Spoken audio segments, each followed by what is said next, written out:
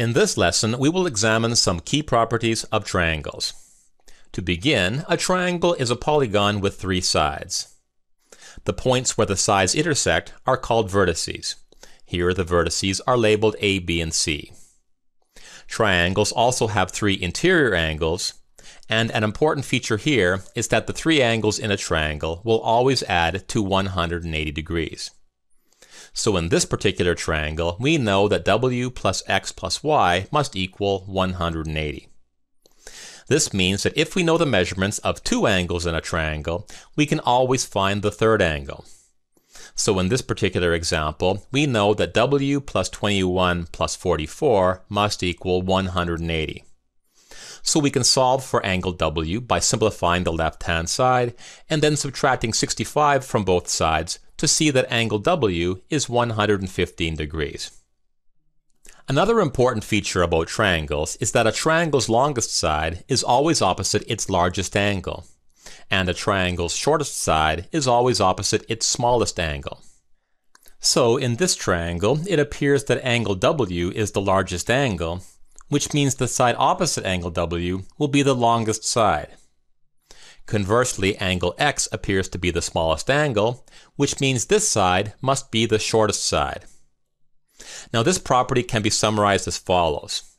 It says that if angle B is greater than angle A, and angle C is greater than angle B, then side B must be greater than side A, and side C must be greater than side B.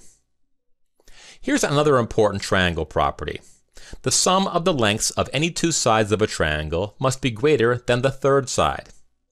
Let's explore this rule by trying to create a triangle that breaks this rule. We will try to create a triangle with sides that have lengths 1, 2, and 4.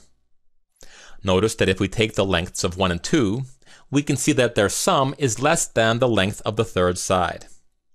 Now the rule states that the sum of any two sides must be greater than the third side, so it should be impossible to create a triangle with these three lengths.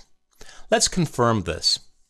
First, we will take the side with length 2 and add the side with length 1. Once the two sides are in place, the last side must connect their endpoints. When we try this, we can see that the third side is too long. So let's take the two sides and open them up to increase the distance between their endpoints. Now when we add the third side, we can see that it is still too long. So let's open up the two sides again until we have maximized the distance between their endpoints. Even still, the third side is too long. So it appears that it is impossible to create a triangle with lengths 1, 2, and 4. Now let's extend this rule into something a little more useful. Let's say that we know the lengths of two sides of a triangle, and we want to find the complete range of possible lengths for the third side.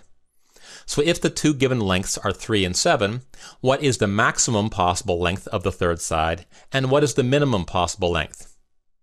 Well, when we apply our rule, we can see that the sum of the two given sides must be greater than the third side. In other words, the length of the third side must be less than 10. We can demonstrate this by creating a triangle using the two given sides. The third side is red, and we can make this side longer by increasing the angle between the two sides.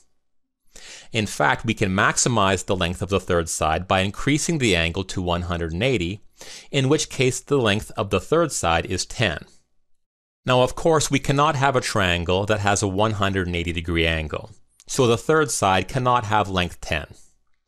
To create a true triangle, we must reduce the angle between the two given sides ever so slightly. Now, when we add the third side, we can see that its length must be less than 10, which we will denote as follows.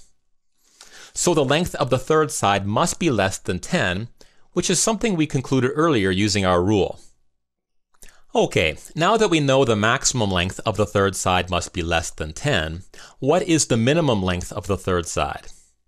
To find out, we will create a triangle using our given sides, and notice that when we decrease the angle between the given sides, the third side gets shorter and shorter. So to minimize the length of the third side, we must make this angle as small as possible. When we make the angle 0, we can see that the third side will have length 4. However, since we cannot have a triangle with an angle of 0 degrees, we need to increase the angle ever so slightly, which means the length of the third side will be a little bit greater than 4, which we will denote this way. Now here comes an important observation. Notice that the third side of this triangle must be greater than 7 minus 3 and less than 7 plus 3. We can generalize this result to say that the third side of any triangle will be greater than the difference between the two sides and less than the sum of the two sides. Another way to write this is as follows. Okay, to summarize. In this lesson, we learned that the angles in a triangle always add to 180 degrees. The lengths of the sides correspond to their opposite angles.